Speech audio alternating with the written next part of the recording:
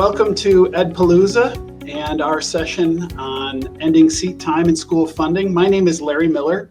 I'm the Interim Vice President of Learning and Workforce Development at Greenville Technical College in South Carolina. I'm also a research affiliate at the Center on Reinventing Public Education at the University of Washington, and I'm excited to be here today and introduce our panelists. They include Matthew Ferguson. He is the Executive Director of the South Carolina Education Oversight Committee. Matthew, if you want to give a quick wave. And then we have John Gimpl. He is the State Implementation Specialist from the Minnesota Department of Education. John, welcome. And we also have Angie Stallings, and she is the Deputy Superintendent of Policy for the Utah State Board of Education. Welcome, Angie. So today, we're excited to convene this panel to talk about how COVID-19 has shown us that seat time funding rules are outdated, and they make artificial distinctions based on the location of instruction without any assurance of quality.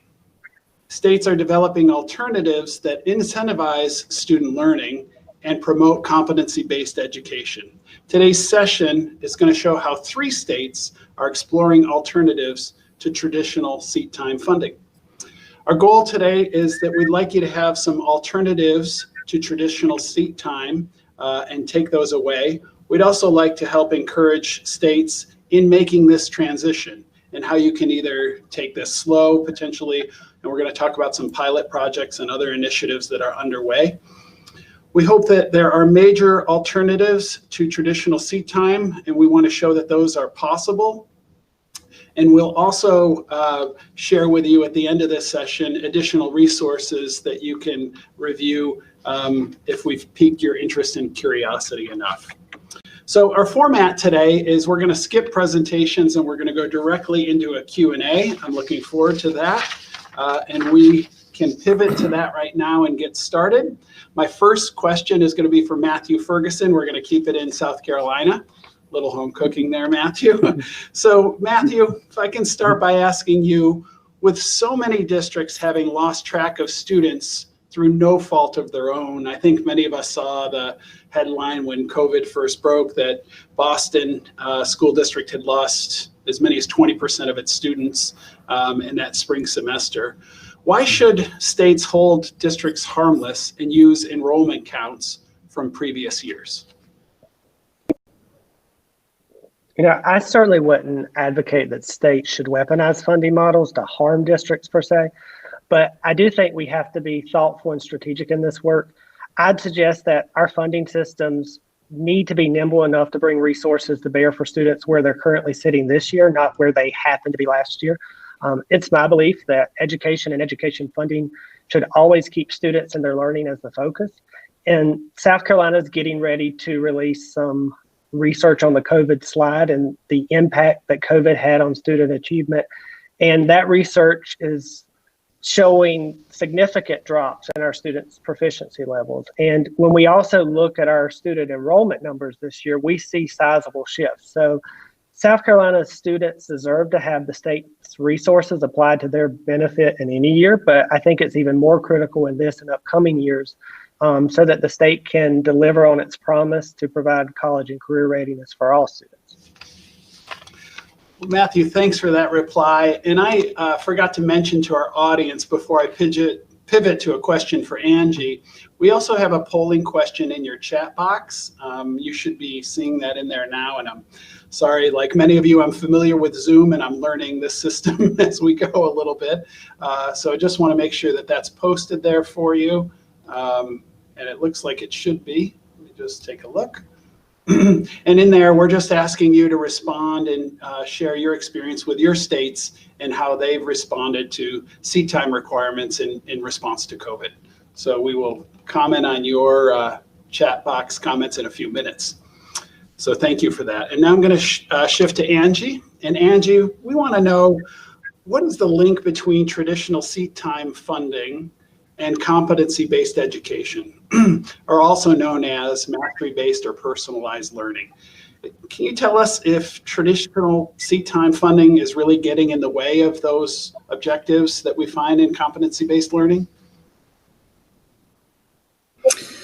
Thanks. Yes, it can be a barrier to our school districts and charter schools who are trying to find ways to provide more personalized learning or competency-based education opportunities, especially when the seat time turns into a student seat time requirement rather than a school time requirement for them to provide instructional services. So the good news is that policies can be adjusted given to give schools opportunities to use other measures.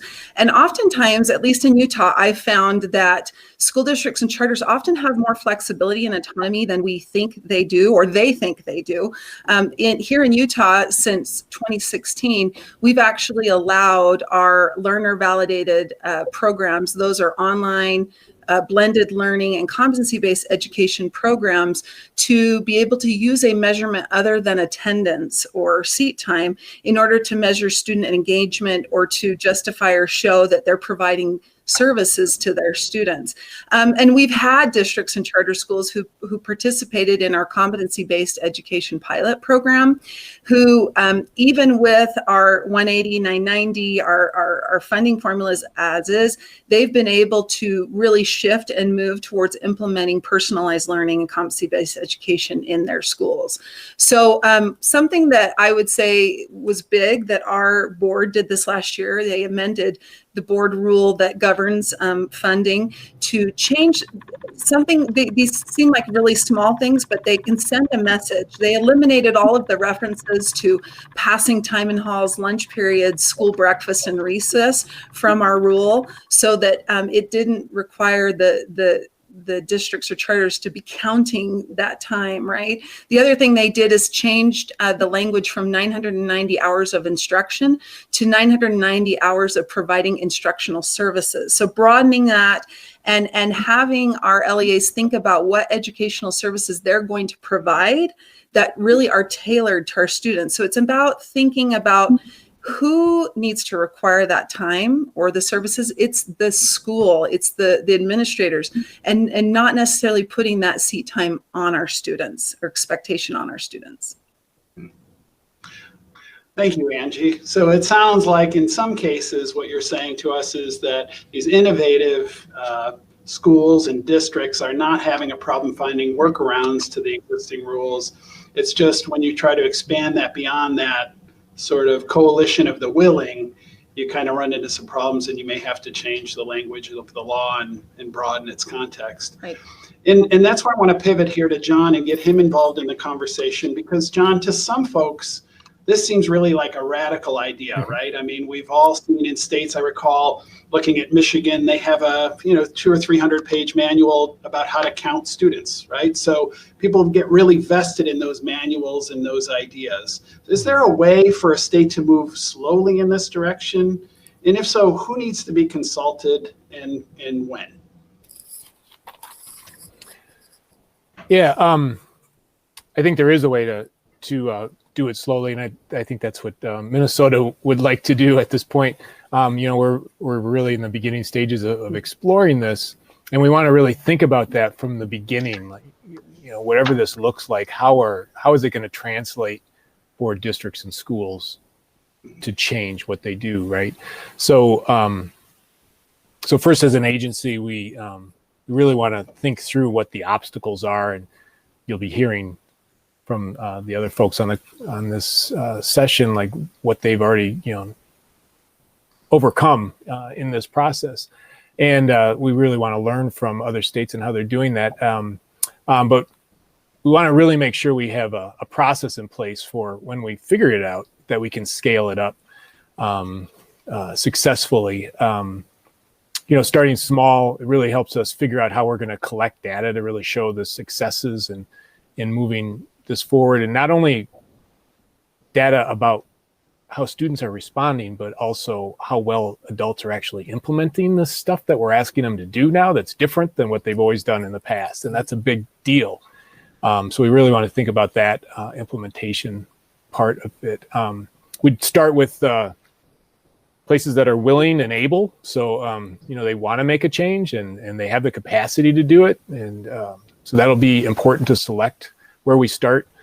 We do have some programs in place that are, mostly online, that are project-based and kind of competency-based types of programs. We want to build on what we've already got there.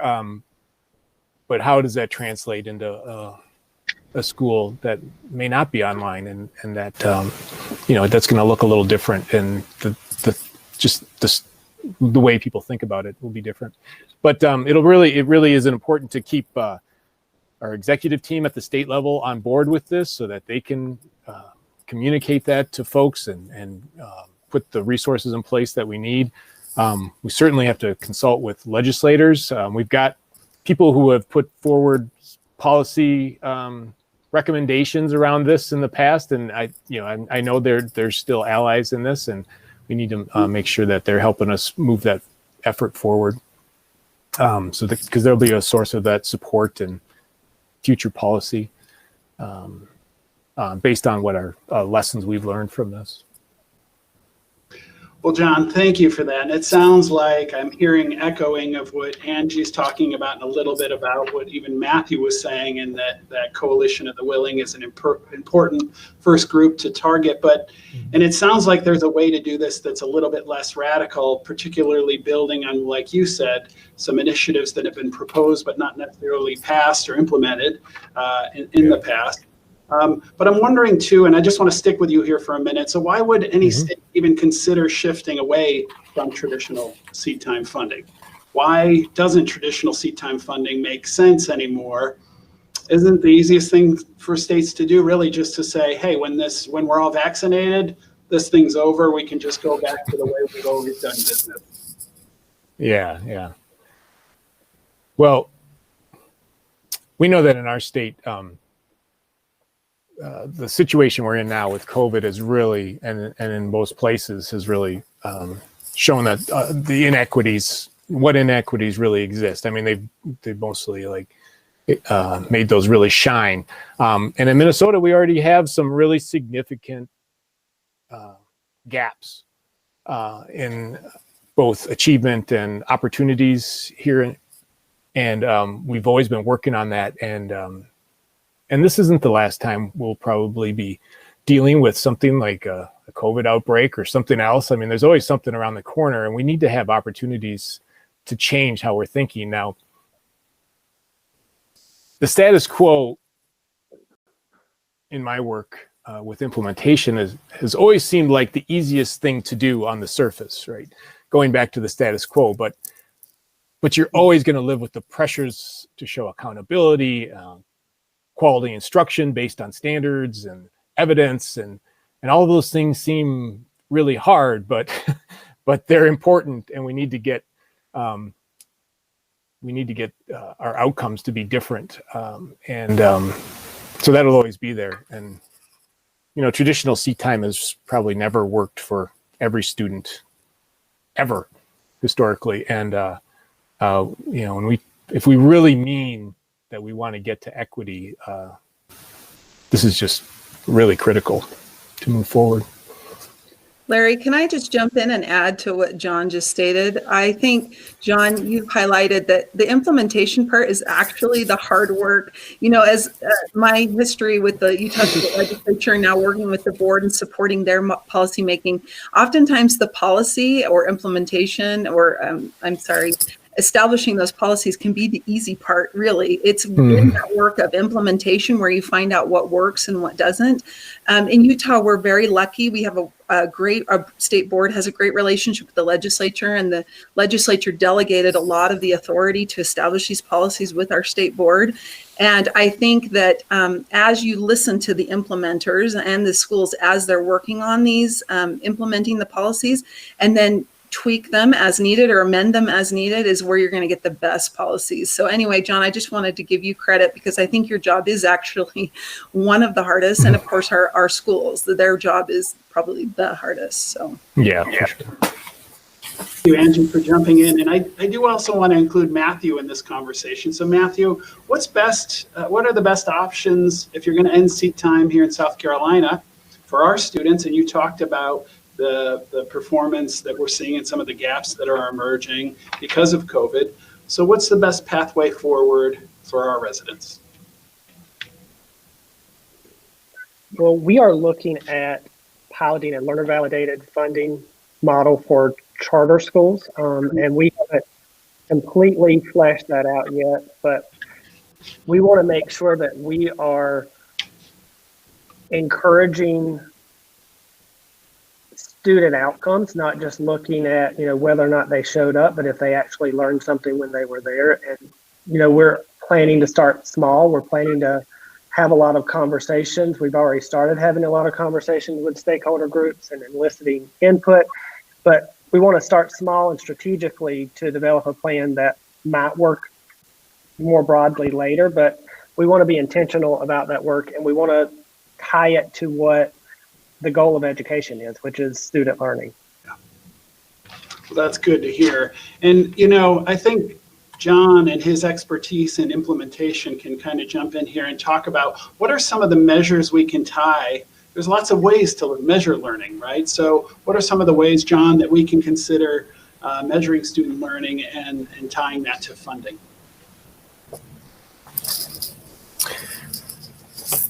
Yeah, well, Minnesota, we're really playing around with this, but we're very proud of our standards, academic standards that we have in place in Minnesota, and we know that any kind of competency we're going to want based on those academic standards, and we're continuing to expand on those and make them better. And so anything we can do to help folks understand how to translate those standards into what it looks like for a student to be successful is how we're going to want to measure what competency means, and make sure whatever way we're doing that, we can be validated and usable for districts and schools. Good. Well, Angie, can you just jump in here? So you admitted already that John's got the tough job here, right? So what can we do to help out folks like John to be successful? Yeah, thank you. Actually, I'd love to supplement also to what John stated at USBE. And actually, we have one of our great digital teaching and learning staff. Our staff got together and created some guidance for our schools on how they can establish learner validated enrollment policies. So again, what our board did this last year is we used to have these terms called traditional schools or brick and mortar schools, and then we had what were called non-traditional programs. We've changed that to attendance validated programs and learner validated programs. Learner validated programs include online, blended, competency-based education programs. And so for those learner validated programs, we've asked our schools, our districts and charters to establish a learner validated enrollment measurement. That's a measurement where they can measure student engagement in a way that is more meaningful than simply showing up, as John stated.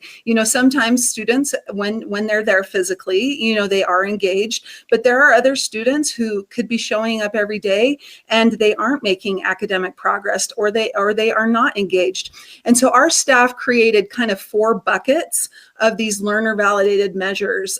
So I'll describe those 4 buckets. So one would be evidence that validates student learning. So that might be online or offline assignment. It's the submission of a project or some formative assessment results. So number 2, evidence that validates student participation. So that would be your learning management system data that you might have where it shows completion of certain software requirements, or it could be polls, check-ins. I know that with my own daughter, my school district uses a tool called Pearson Realize, and I watched as in the spring where she would have a a lesson from one of her teachers or one of the other second grade teachers. And then at the end, she'd log in and have 5 questions that she would answer that would demonstrate that she learned the mathematics principle or whatever it was. So that's another way of measuring. So third category is evidence that validates student communication. So it could be emails from the teacher to the student. It could be student surveys. It could be phone conversations or assignment pickups and drop-offs. So that would be the third category. And then the fourth category, last category, is duration or frequency minimums for student participation. So it could be measuring student login time or teacher contact requirements, having some sort of minimum hourly participation. Maybe it's like 8 hours a week or 10 hours a week. And so those are the type of measurements that our staff provided in this guidance. And if for anybody who's in the session today, I will put my email address in. Unfortunately, we don't have that guidance posted on our website, but I'd be happy to share the guidance that our staff provided. And then also examples of, I have an example of a school district and a charter school in our state who've established policies, and they're a little different. One provides quite a lot of variety, and that's probably because it's a school district. So, you know, teachers have varying styles and they may want to use different measurements. The charter school is much smaller, and they've limited their measurements to 5 and then required that students complete at least 3 out of 5 per week in order to be demonstrating that the student is engaged and progressing. So Angie, you guys are moving way ahead, and it's great that you're sharing all these materials, but it sounds like there's still a lot to be developed here. And, you know, I'd like to turn it over to our other 2 panelists just to hear from Matthew and John. What role should others stakeholders play here? So is there a role for the federal government to help, you know, promote this kind of sharing that Utah is taking a leadership role on, or developing some of the systems we're going to need in place to account for these new learner validated measures that Angie's talking about if a state wants to adopt them? Because it's nice to envision all this stuff, and I think sometimes policymakers may say, yeah, I want to pass that, but the team charged with implementing it may not know how to do that. So, you know, how can we get others to help?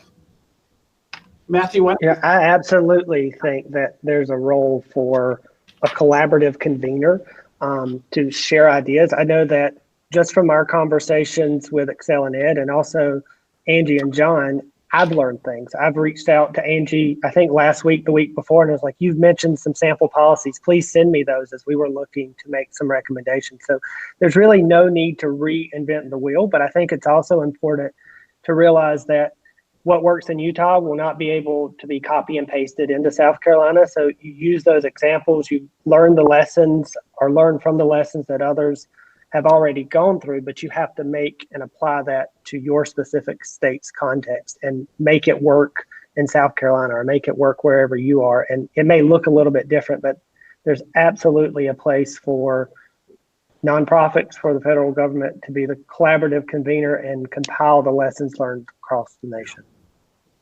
That's good. And John, anything to add to Matthew's comments on that? Yeah, I would agree that there's definitely a role for federal guidance on this.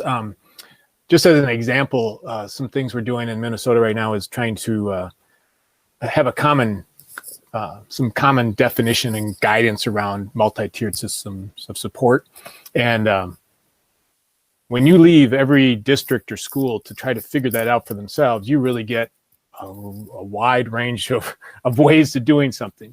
When the state or the federal government can offer some guidance really based in evidence, that can really simplify things a bit. And especially if there are resources attached to that kind of guidance that can incentivize people doing things that we know research is showing us works for kids, and can allow for more efficient implementation. I think that is a way to go. Hey, John, I just want to push you a little bit more to think about foundations, because I happen to have been in a lot of your working groups, right? So yep. You have a foundation who plays a pretty, I think, integral role, it seems, in helping different agencies and departments within the DOE kind of work together and facilitate. Do you want to just comment about that and the role they play for Minnesota? Yeah, I may not, as far as a representative of Minnesota, I may not be the best person to actually offer, as exactly those workings. Unfortunately, we get a little siloed in the way we are looking at things, and when you bring people together, we rely on each other's expertise. So, but you probably have a better sense, maybe even of how that works than I do. Fair enough. Well, let me pivot before I ask a question of Angie. I do want to let our audience know that we are going to open it up for Q&A shortly here. So please use your chat box to share any questions you have for our panelists. That chat box is open. It should be in your lower right-hand corner. Just a couple more questions here from me. Angie, given that we may be entering an era, we're likely entering an era of extremely tight state budgets. How can a state afford to do this?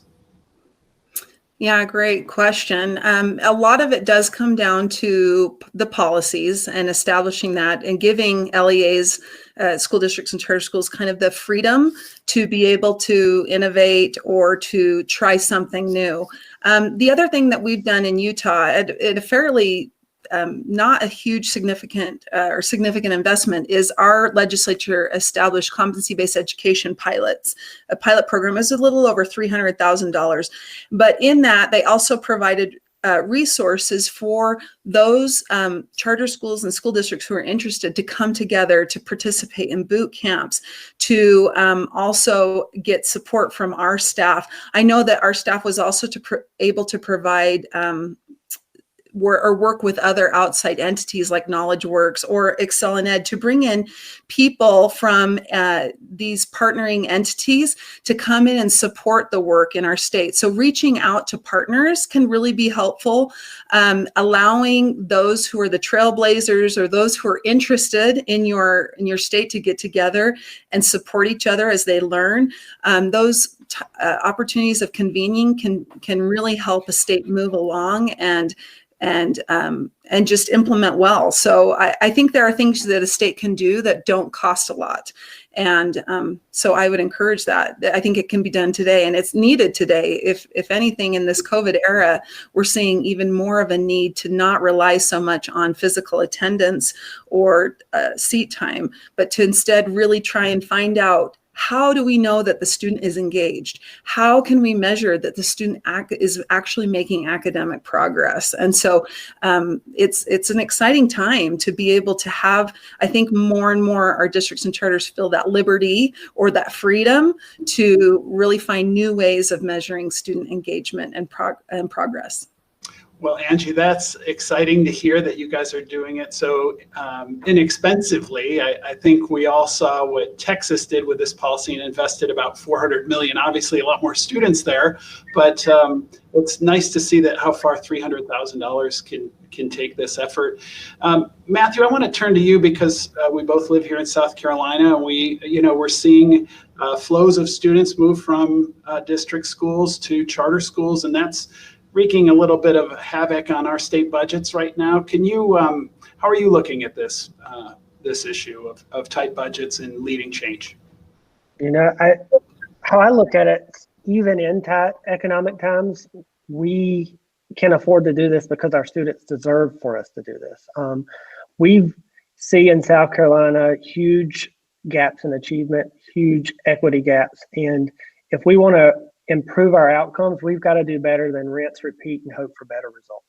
Something has to change to get different results. Hopefully they're going to be better results. And in South Carolina, we're not proposing that we change the whole system overnight. Instead, we're seeking a pilot. We're engaging in conversations and eliciting input from a variety of stakeholders. We're starting small and strategically to develop a plan that might eventually work more broadly. And if not, we should at least learn some lessons that allow us to end up somewhere better than where we currently are. And the thing that really is compelling to me about competency-based funding is that we're actually funding student learning. Imagine that. Education is actually putting money to improve student outcomes. That should be so simple. It should not be, something that people are up in arms about, but it is. But there is nothing that makes more sense to me than actually funding student learning. agree with you, Matthew. It's funny when, you start from that point and then you get to where we are into, meetings that we're having about making these decisions. And then, some of the folks who object to them certainly come out of the woodwork quickly. I'm just going to check here the poll and see if we have any, or the room to see if we have any questions that have been posted yet. I'm not seeing anything from our audience yet, so I certainly can go on with my panelists because I am prepared with about a dozen parking lot questions in case, folks are quiet in the chat. But please post your Larry. questions. Yep. I just, one question that comes up that I think we really need to think about somewhat is why not use student logins or similar inputs as alternatives in remote learning? I've heard that a lot. I've actually looked at a lot of data from that in the spring. And I want to start by saying student logins are important data points. They allow districts to look at equity, ensure that access gaps are closed. Far too many students in South Carolina and across the nation, from the data I'm seeing, went missing during remote learning. And, I think the research also shows that too many kids fall through the cracks in virtual education each year. So districts should definitely be looking at and following up on login data. But with that being said, logins and the like are incomplete measures. They don't measure or they don't get at the essential function of schools, student learning. And so it's not enough simply to get students through the door of a building or that they can log in through the LMS page. We also need to make sure that students are learning something when they get there. And like I said, that is what makes this work so compelling. That's a great point, Matthew. Does anyone, I should open it to my panelists, if you had any other comments on our discussion before I ask another question. I have a comment just to make about there are some, I don't know if dangers are the right word, or pitfalls or things that we have to watch or worry about as we implement. I even had one of the administrators from one of our school districts who's a leader in this area reach out to me and just as a comment said, it's going to be interesting to watch how this is audited moving forward, because if we look at this too strictly, we could stop the innovation, or it could end up stifling some of this movement towards focusing on student personalized engagement and progress. But on the other hand, if we don't watch this carefully enough, you could lose attendance completely or students completely. We could have, maybe some, not fraud, but maybe misuse of this liberty or flexibility. So those are things to watch out for. And the other thing we have to watch for is for our students who are most vulnerable. They often have a harder time accessing or meaningfully participating in learner validated programs, either because they don't have broadband devices, maybe they don't have the familial support at home to help them. And so we have to remember that this type of a learner validated program, especially 100% online or virtual, may not work for every student. And so we need to make sure to highlight the fact that there may be students who are actually slower learners. We often focus on those advanced learners, those who by their junior year are already doing college credit or graduating earlier. But we also, I think the harder part is also figuring out ways of getting resources and supports to our students who might be behind or need more in order to catch up to their peers. Yeah.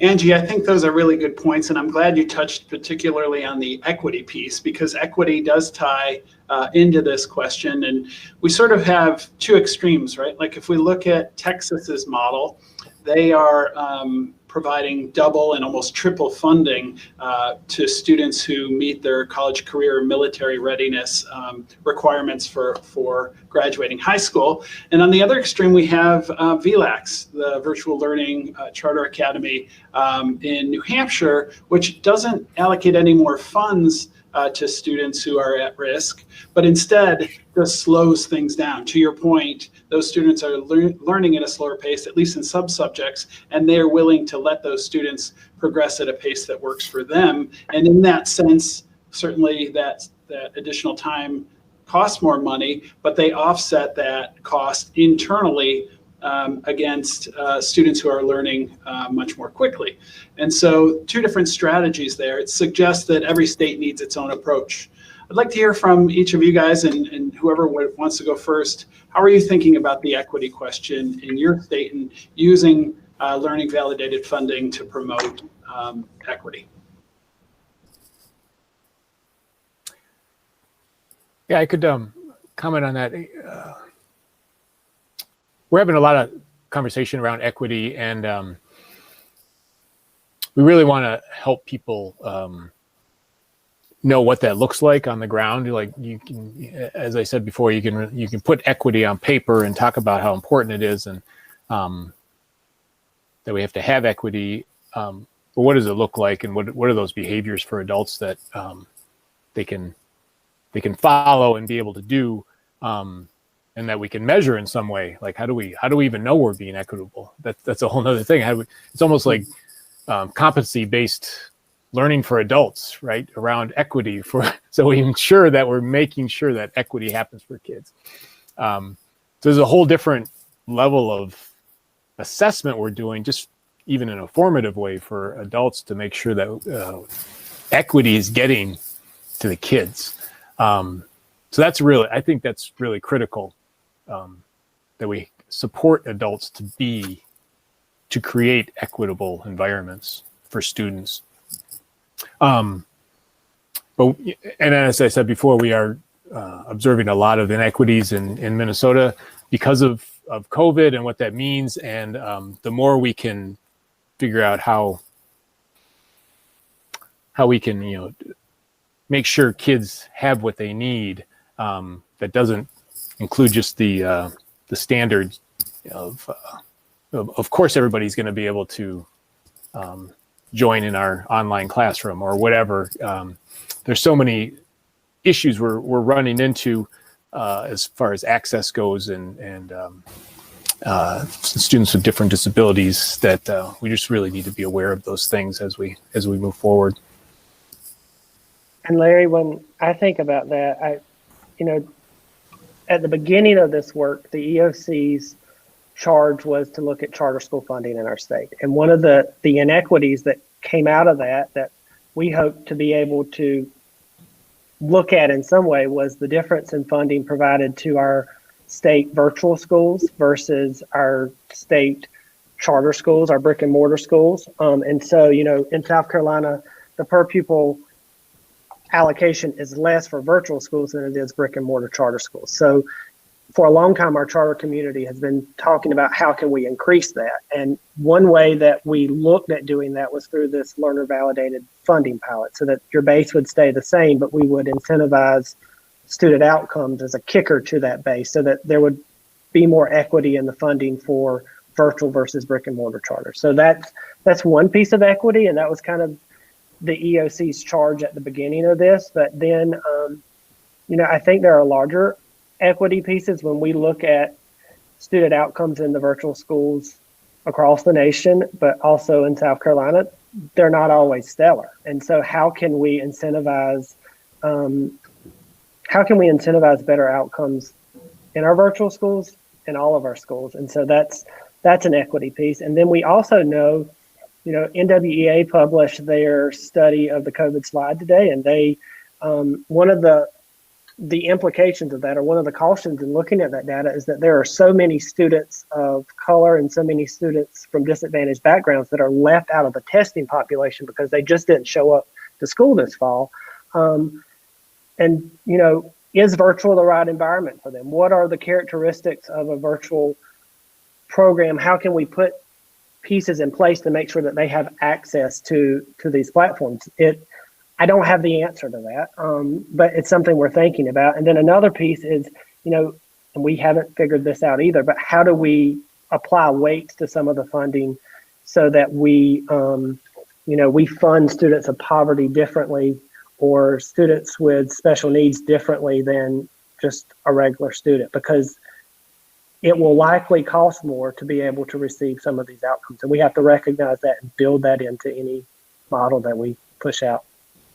Matthew, thank you for all those comments. I will just say one thing: folks could look to VLAX for that question about Are you ready to be a virtual school student, a successful virtual school student? They have some models in place that essentially students have to hit certain behavioral milestones within the first 28 days of enrolling in the school in order to stay in the school. And they found that that process sort of ensures that they're getting students that are virtual learning ready. I do want to pivot. It looks like we've got some questions in the chat, but I did want to give Angie just a minute here to respond to this conversation, and then we'll jump into those questions. So keep your questions coming.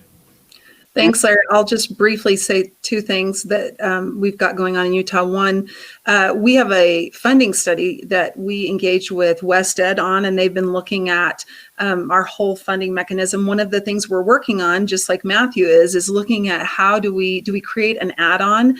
In Utah, we have an add-on that we have WPUs. And if you're a student with a disability, for example, you generate additional add-ons. Currently, we have a program that provides funding. It's called our Enhancement for At-Risk Students, which is really targeted towards and distributes funding to districts and charters who have students who are English learners, for example, have certain socioeconomic, if they're in the bottom 25% of socioeconomic and other at-risk measures.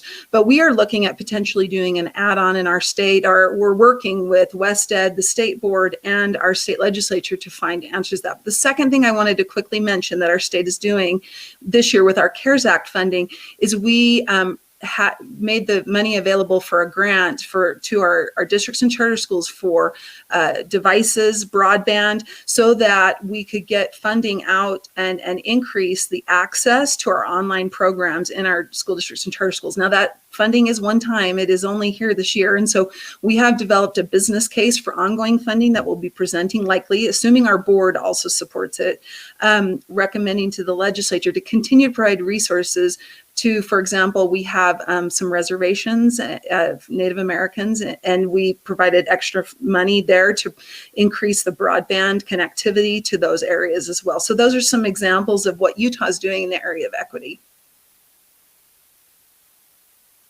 Thank you, Angie and Matthew and John.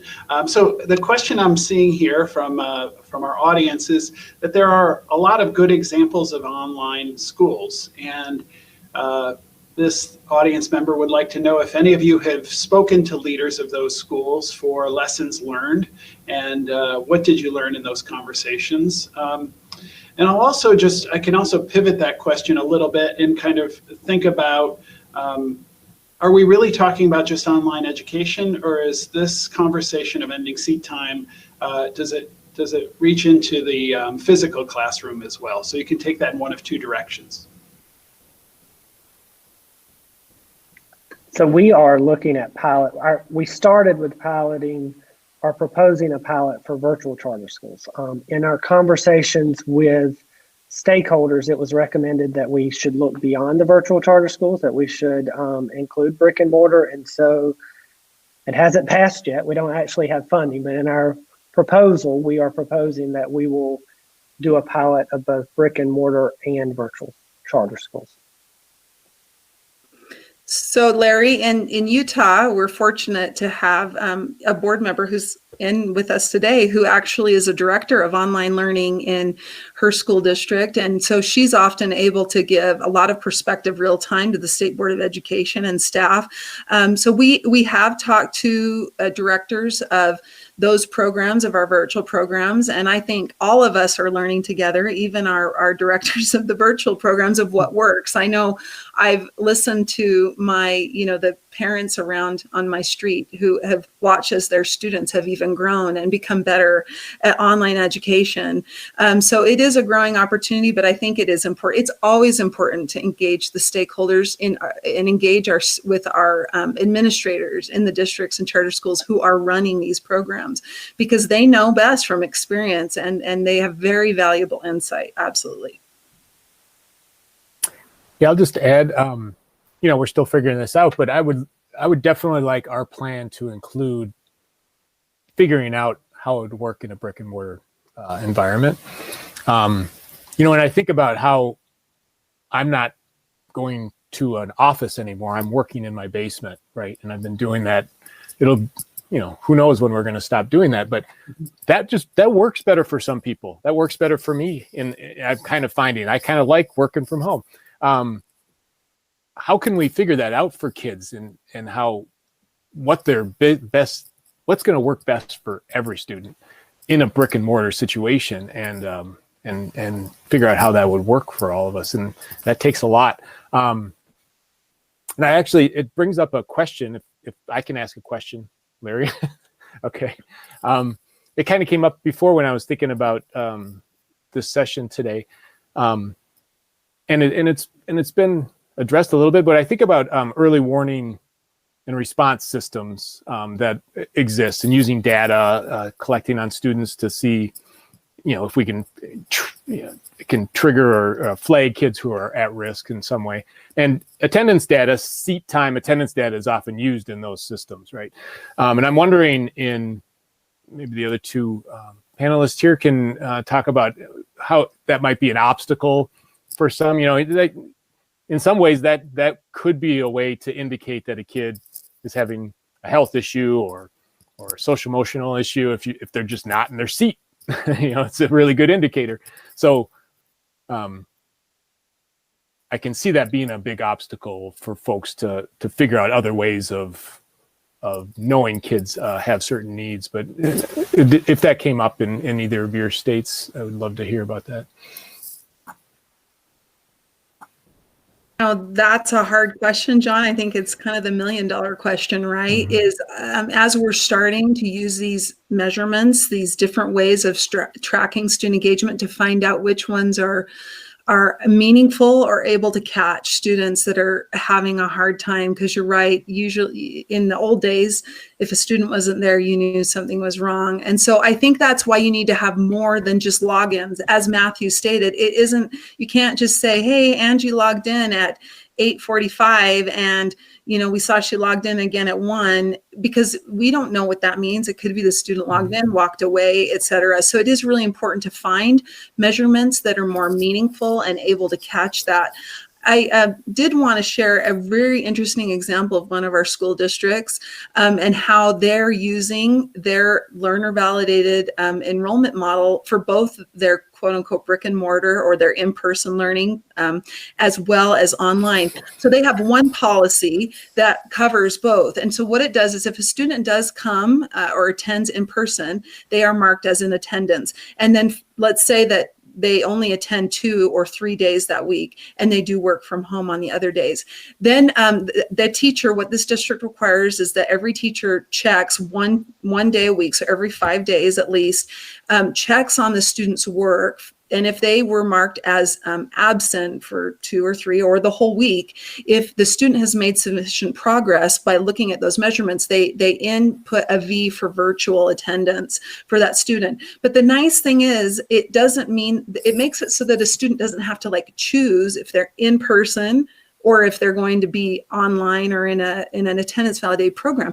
They can come in and out. And that was something that this school district leadership really wanted, is they wanted students to be able to be in person when they needed or wanted to.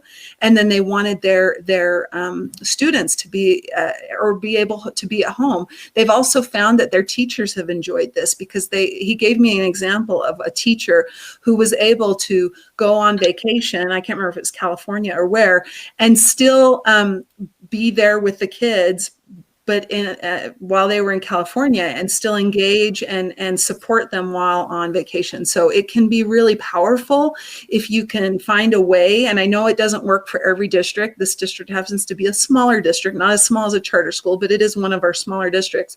And they have found, and they're really implementing it even more so this year. So we'll see what they learn from it. But they've found it to be a very powerful tool to allow that flexibility, kind of that blendedness. Hmm. Matthew, anything to add to the hybrid discussion here, blended? Go ahead, Larry. I'm sorry, I didn't hear that. If you had anything you wanted to add to this discussion before I propose another question. Yeah, the only piece I'd add is it doesn't have to be either this or that. It should likely be both this and that. We can't ever really let go of attendance. And, I think about absenteeism and chronic absenteeism being very intimately tied to a lot of state accountability systems. So I don't think attendance is ever going to completely go away, nor should it, but we also need to be looking at the outcome side of that. So not this or that, but both this and that. Thank you for that point. I do want to remind our audience as we bring this session shortly here to a close that we have a ton of files and additional resources we've put that are available to you in the Files tab. Should be at the top of your screen. And I believe that Matthew Joseph, who's doing a great job facilitating the session, by the way, has also posted some links in the chat to those resources. But there's a considerable and growing amount of literature on this topic. Nothing too long or overwhelming, but I would encourage you to look there. One particularly valuable tool, I think, is a simulation that Matthew Joseph and I wrote for state leaders who are looking to sort of develop their own system and trying to figure out, both how much they would like to invest and how much they think they can gain in terms of improved student outcomes. So that's one to take a look at. That's under the Funding What Matters toolkit. And also Angie has posted a bunch of documents related to her policy leadership work that you should also make yourself aware of.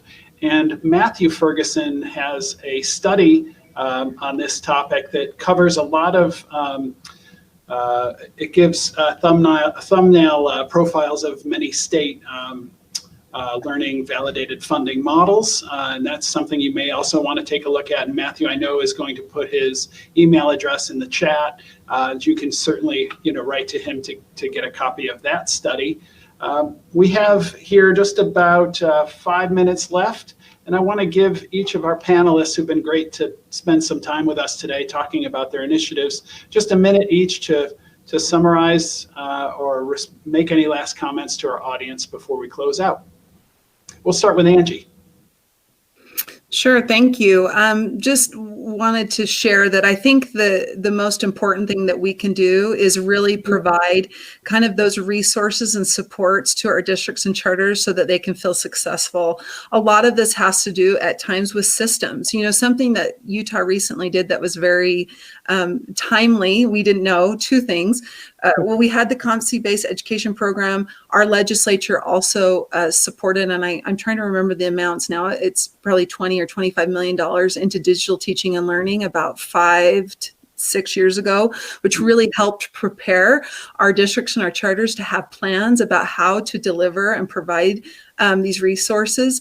And then the third thing that we provided is, and I just blocked the third, there was a third thing that I was going to share that we had invested in Utah, but I think that those investments can really help provide this. Oh, the last thing was our state provided a statewide license for Canvas, which is a learning management system that, and I'm not trying to sell Canvas. I don't work for Canvas, and it could be a different learning management tool in your state, but it's a learning management tool that all of our districts and charters have access to, as well as our higher education institutions. And that system has made it easier to integrate different software tools. And so I think we underestimate the power of having good funded systems. Those systems can really make our teachers' job easier, our administrators' job easier. So anything we can do to fund and then support the professional learning needed for our teachers to get certified in digital teaching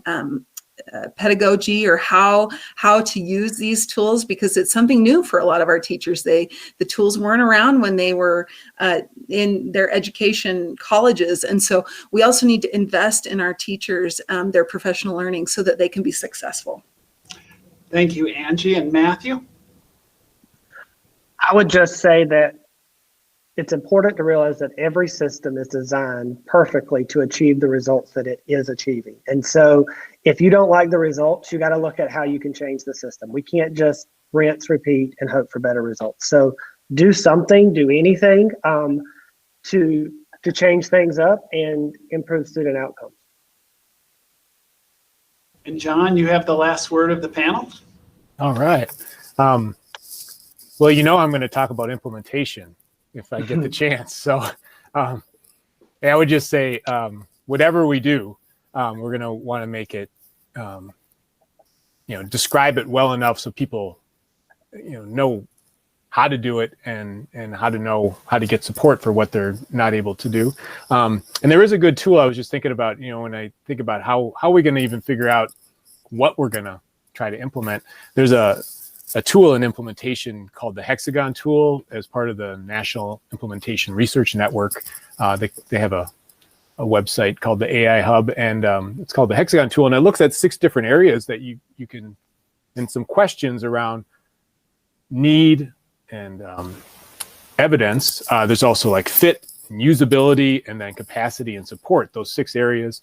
Some questions that you can really go through and think about, is this the thing that's really going to match what we're looking for? And I'll probably have my team walk through that at some point when we get a little closer to figuring out what we're going to do.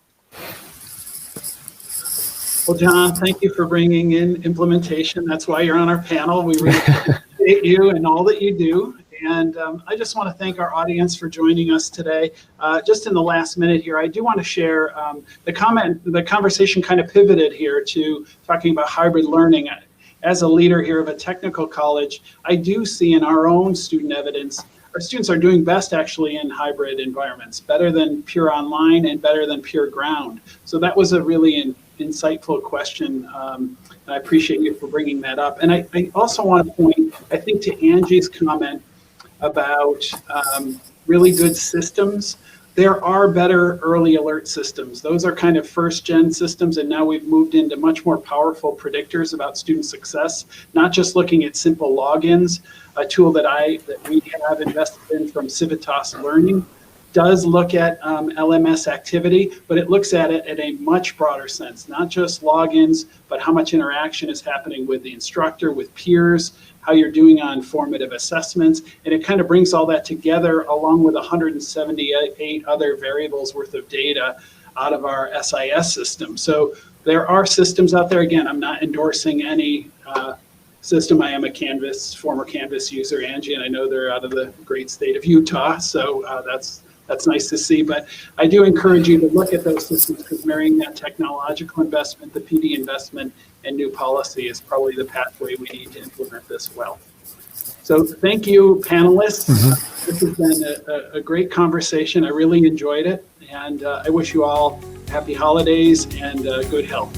Thank you.